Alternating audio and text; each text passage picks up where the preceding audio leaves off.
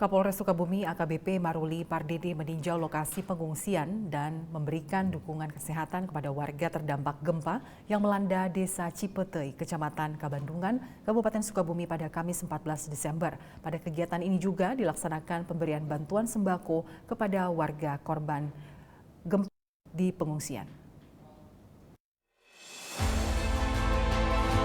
Peduli kepada masyarakat yang terdampak gempa bumi, Kapolres Sukabumi AKBP Maruli Pardede didampingi Kasat Sabara Polres Sukabumi, Kapolsek Kalapanunggal, BPBD Kabupaten Sukabumi, dan Kepala Desa Cipetei meninjau lokasi pengungsian warga di Desa Cipetei.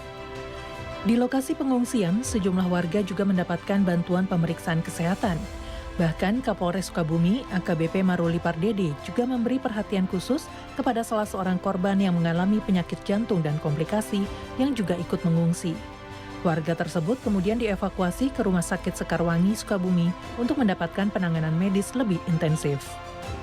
Kepada warga yang mengungsi, pada kegiatan tersebut AKBP Maruli Pardede juga memberikan bantuan sembako. Hal tersebut sebagai bentuk dukungan untuk meringankan beban warga terdampak gempa bumi. Dari hasil pengecekan ke sini, kami sudah bertemu dengan Kades Cipetei. Ya, untuk lokasi di Desa Cipetei ini ada 6 dusun yang terdampak dan kurang lebih 137 KK yang terdampak dan harus terpaksa mengungsi di tempat pengungsian.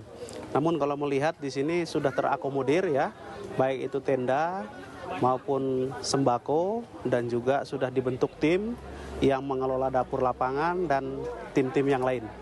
Hadir di sini dengan tim Dokes dari Polres Sukabumi sedang melaksanakan pengecekan kesehatan ya. Dari hasil pengecekan kesehatan kita temukan ada satu warga yang mungkin perlu kita rujuk ke rumah sakit yang lebih layak karena sakitnya dinilai cukup parah. Harapannya dengan kejadian ini, semua unsur terkait, baik itu dari pemerintah desa, pemerintah kecamatan, pemerintah daerah Kabupaten Sukabumi mendapatkan dukungan ya, yang sudah dilaksanakan oleh pemerintah, mendapatkan dukungan dari semua elemen masyarakat.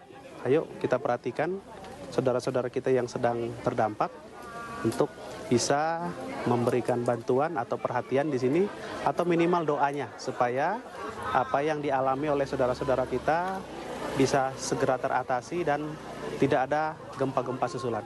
Selain lokasi pengungsian, Kapolres Sukabumi AKBP Maruli Pardede juga meninjau rumah-rumah warga yang terdampak gempa bumi dan berkoordinasi dengan kepala desa terkait penanganan pasca gempa. Dalam wawancara yang dilakukan via Zoom, Kapolres Sukabumi menyampaikan terkait jumlah warga yang terdampak akibat gempa dan menempati tenda darurat. Menjelaskan untuk kondisi secara umum di wilayah Kabupaten Sukabumi pada hari ini, hari Jumat 15 Desember 2023, bisa dikatakan kondusif. Pasca terjadi gempa, hanya terdampak di satu kecamatan, yaitu di Kecamatan Kabandungan, di Desa Cipetei.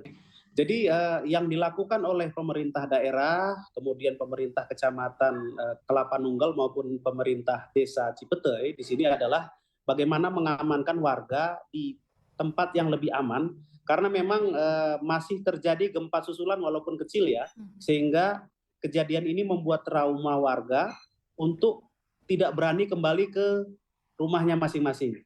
Yang perlu dilaksanakan sekarang adalah bagaimana menenangkan serta menyiapkan asupan sembako dan kondisi dukungan medis bagi para pengungsi di tenda.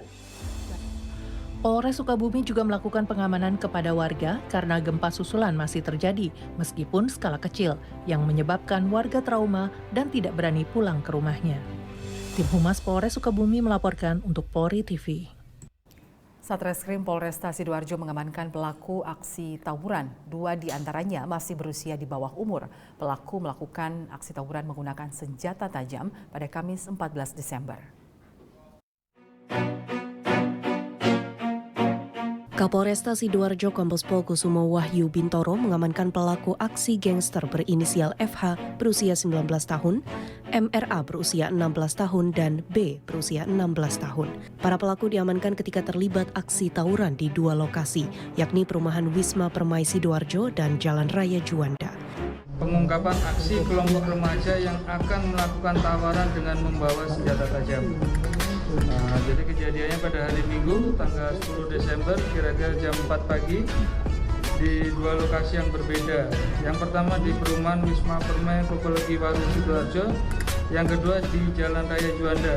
Jadi ada perselisihan, kemudian mengajak kawan-kawannya ini untuk mengambil senjata tajam yang dimilikinya. Dan tadi disampaikan bahwa antara lain saudara FH ini membawa samurai dan ditemukan juga senjata-senjata yang lainnya oleh para pelaku anak yang lain. Tim Humas Polresta Sidoarjo melaporkan untuk Polri TV. Tetaplah bersama kami, Presisi Utama segera kembali.